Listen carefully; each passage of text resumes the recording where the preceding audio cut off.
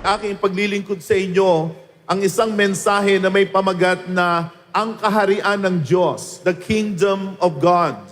And I would like to read from the book of John in chapter 3, in verse 3. Jesus replied, I tell you the truth, unless you are born again, you cannot see the kingdom of God. In verse 5, Jesus replied, I assure you, no one can enter the kingdom of God without being born of water and spirit. Jesus makes it definite that you need to be born again. You need to experience rebirth in order for you to see the kingdom of God. Yun ang hinihingi ng Panginoon, na kailangan ng isang tao ay maipanganak na muli bago niya makita, bago siya makapasok at bago niya maranasan ang kaharian ng ating Panginoon. Tayo ay mayroong hilig na ang mga tao na mahuhusay, ang mga tao na magagaling ay tawagin nating mga hari at mga reyna. We have a penchant for that. That people with extraordinary abilities, with extraordinary skills, we call them as our kings or even queens. For instance, in the 1950s, sa inyo na mga bata pa lamang, noong 1950s, the fans of Elvis Presley called him as the king of rock and roll. In the 1960s, Aretha Franklin was dubbed as the queen of soul. Soul is a particular genre of music.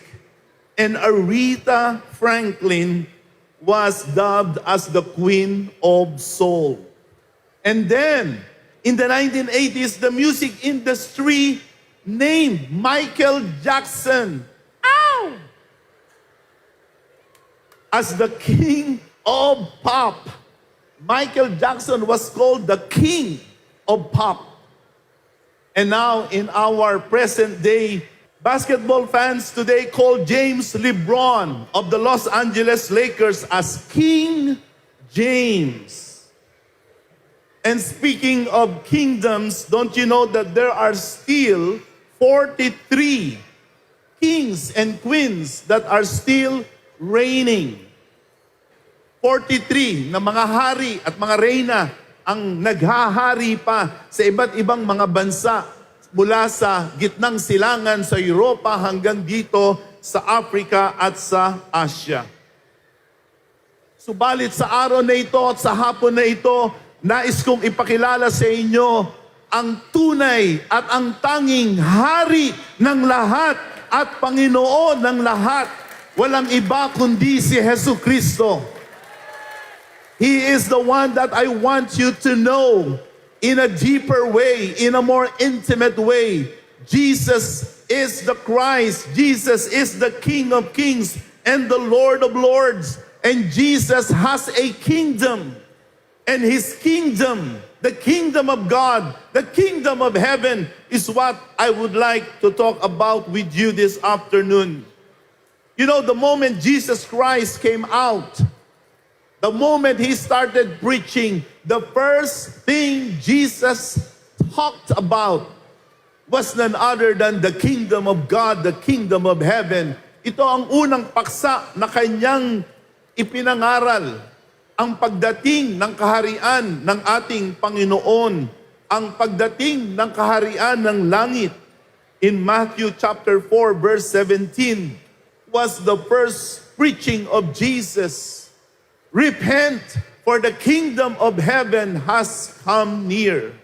Walang kaduda-duda, mga kaibigan, na ang kaharian ng Diyos, ang kaharian ng langit, ay pinakapangunahing aral sa banal na kasulatan.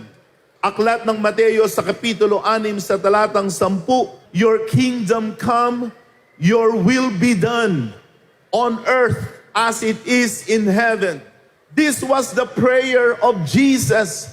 He wanted His kingdom to be revealed here on earth.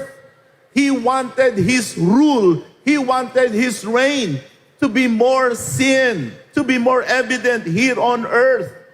And then in verse 33, Jesus Christ said, "Seek first His kingdom and His righteousness, and all these things will be given to you as well." Seek the kingdom of God. So many of us are seeking so many things. But I pray this afternoon, at this moment, you will begin seeking the kingdom of God. You will begin searching for the kingdom of God. And if you will seek the kingdom of God, if you will seek God, if you will seek heaven, you will find God, you will find heaven. Right here, this afternoon, in this place. But you might ask, but what is the kingdom of God look like? Ano ang itsura ng kaharian ng Diyos? Saan makikita ang kaharian ng Diyos? Nasa saan ang kaharian ng Diyos? The kingdom of God is best seen and best demonstrated in His rule, in His dominion, in His rulership over the lives of people. Ang kaharian ng Diyos ay patungkol sa paghahari ng Diyos. Paghahari ng Panginoong Hesus sa buhay ng mga taong sumasampalataya sa Kanya. In the book of Luke, in chapter 11, in verse 20, "But if I drive out demons by the finger of God or by the power of God, then the kingdom of God has come upon you." Tingnan niyo lamang ang itsura ng kaharian ng Diyos. Ang kaharian ng Diyos ay makapangyarihan. Ang paghahari ng Diyos ay makapangyarihan. Kayang itaboy nito ang masasamang espiritu. Kayang itaboy nito ang masasamang kapangyarihan na umaalipin sa buhay ng mga tao. At kapag maranasan ng isang tao ang kapangyarihan ng Diyos na siya'y mapalaya sa kapangyarihan ng dyablo, sa kapangyarihan ng kadiliman, masasabi niya na ang kaharian ng Diyos ay dumating sa kanya. Kaya ang kaharian ng Panginoon, unang-una ay ang paghahari ng Panginoong Jesus sa buhay ng mga tao. And this is what Jesus wants us to experience when He prayed, "Thy kingdom come, your kingdom come, your will be done." Jesus wants us to experience the blessings of His being King over our lives. In the book of Luke 17:20 and 21, it says, "Once on being asked by the Pharisees when the kingdom of God would come, Jesus replied, 'The coming of the kingdom of God is not something that can be observed, nor people say, here it is or there it is, because the kingdom of God is in your midst.'" The kingdom of God is in your midst. Mga kaibigan at mga kababayan, ang kaharian ng Panginoon ay hindi mahirap makita, hindi mahirap na mapanto, sapagkat ang kaharian ng Panginoon ay maaring mangyari sa ating kalagitnaan ngayon. If you will submit, if you will surrender your life to the authority of Jesus, to Jesus as your King, as your ruler, as you do His will, then you will see the kingdom of God. Matthew chapter 7 in verse 21, "Not everyone who says to me, 'Lord, Lord,' will enter the kingdom of heaven, but only the one who does the will of my Father who is in heaven." Yan ang paraan, mga kaibigan, para tayo ay makakita ng kaharian ng Diyos, ng kapangyarihan ng Diyos. Pag iyong gagawin ang kalooban ng Diyos, pag iyong ipapailalim, isusuko ang iyong buhay sa kalooban ng ating Panginoon. Ang pinakamagandang bagay na mangyayari sa inyo, mga kaibigan, ay yaong maunawaan mo ang kalooban ng Diyos. The discovery you can ever make is none other than the good, the perfect, the pleasing will of God in your life. God has a will for you. He has a plan for you. His plan is not to destroy you. God's plan for you is to save you. God's will for you is not to trouble you, but to rescue you. God's will is for us to repent, to turn our backs from sin, talikuran ng kasalanan, at tayo ay muling humakbang patungo at papalapit sa ating Panginoong Jesus. The kingdom of God is not something that is beyond our reach. The kingdom of God is not something that is beyond our discovery. Listen, this afternoon, you can find the kingdom of God. You can enter the kingdom of God. That's why God has come through the person of the Lord Jesus Christ. Now you might ask me, Evangelist, how does the kingdom of God look like? Ano ang itsura ng kaharian ng Diyos? Una, ang kaharian ng Diyos ay makapangyarihan. The kingdom of God is power. 1 Corinthians 4:20. The kingdom of God is not a matter of eating, but it is a matter of power. That is why in Hebrews 12:28, this kingdom of God is unshakable. Unshakable. Marami nang gustong sumira sa kaharian ng Diyos nung unang daang taon pa ng pananampalataya, nung ito'y unang lumitaw. Subalit, ang kaharian ng Panginoon, ang kaharian ng langit, kailanman ay hindi nasira. And tonight, in this place, ladies and gentlemen, in this beautiful city of Lucena, the kingdom of God is being preached to you. The kingdom of God is being given to you. Receive it. Receive the rule of Christ. Yield to the authority of Jesus. Surrender to the kingship of Jesus, and you will receive the power of God, the power of Jesus. This is what we need today. The kingdom of God in Romans 14:17 is also characterized by righteousness, by peace, and by joy. Ito ang tatlong pangunahing larawan ng kaharian ng Diyos. Mga kaibigan, inyong pakinggan, kapag ka ang Diyos ang maghari sa inyo, pag kayo ay magpailalim sa kapangyarihan ng Diyos, sa kaharian ng Diyos, mararanasan mo ang di kawasang kagalakan. Hindi mo lubos na mauunawaan itong tinatawag na peace that passes all understanding. You will have peace. And our country today needs peace. You need peace. You need joy. You need to be right with your fellow men, with God. Ito ang ating kailangan ngayon, mga kaibigan. We need the righteousness of God. We need the joy from God. We need the peace from God. You will never find your peace from tablets, from drugs, from wrong relationships. You can only find peace in Christ Jesus. When you are under the authority of Jesus, you will be at peace. You will have joy and happiness. You will be made right with God. The kingdom of God is also characterized by prosperity and abundance. Tingnan nyo lamang yan sa aklat ng Mateo sa kapitulo 6, sa talatang 33.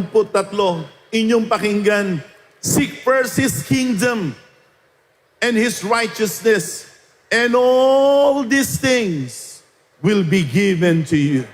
All these things will be given to you. Ang ating bansa ay mahirap. Marami sa atin ay mahirap, subalit sa kaharian ng Panginoon ay mayroong kasaganaan. Why don't you try to understand? Why don't you try to be under the rule of Jesus? Why don't you be under the authority of Jesus and God? You have everything to gain and nothing to lose. Paghanapin mo ang kalooban ng Diyos, hanapin mo ang kanyang kaharian, ang lahat ng mga bagay ay idaragdag sa iyo. Kahit sa panahon ng kakulangan, lagi kang may matatanggap sa Diyos. Remember the words of the psalmist in Psalm 23, verse 1, "The Lord is my shepherd.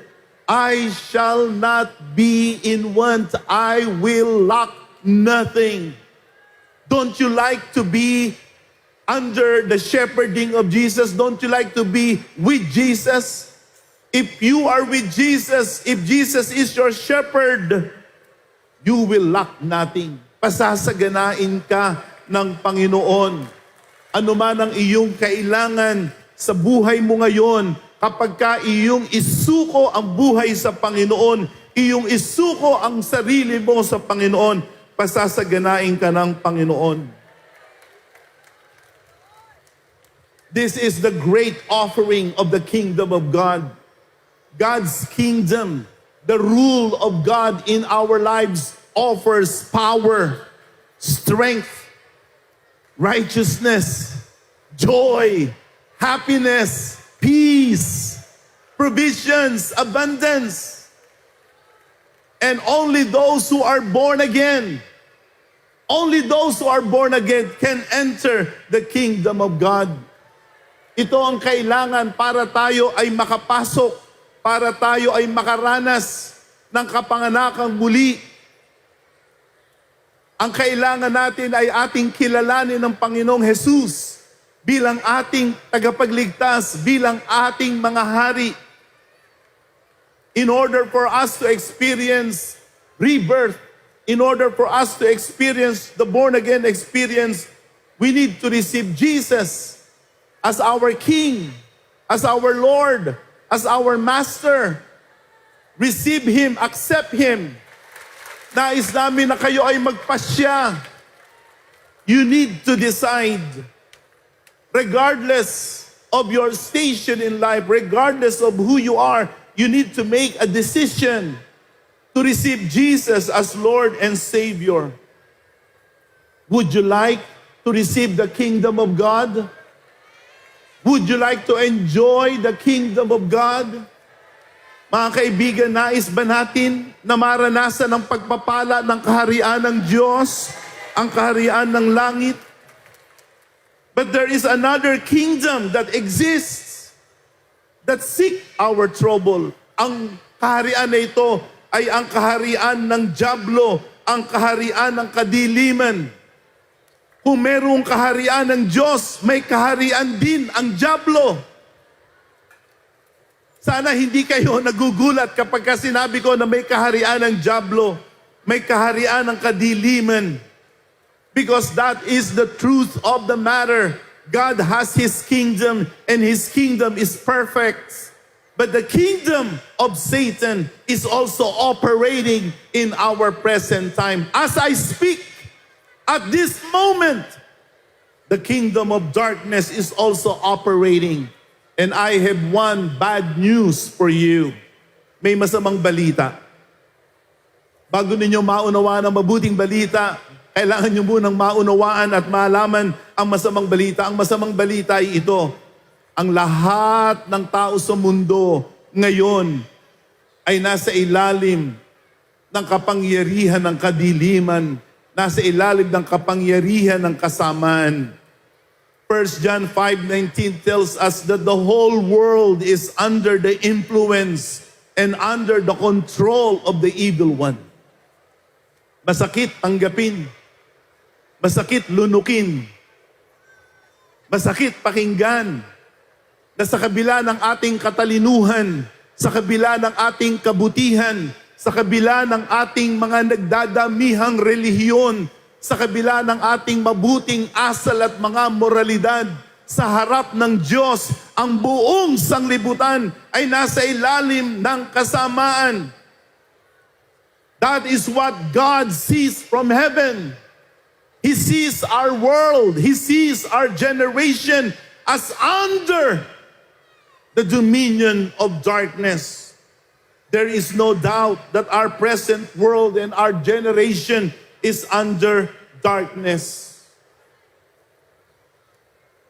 At may mga panahon, may mga oras na ang kasamaan ay parang mas malapit sa ating buhay, mas malapit sa ating mga sangbahayan, mas malapit sa ating komunidad.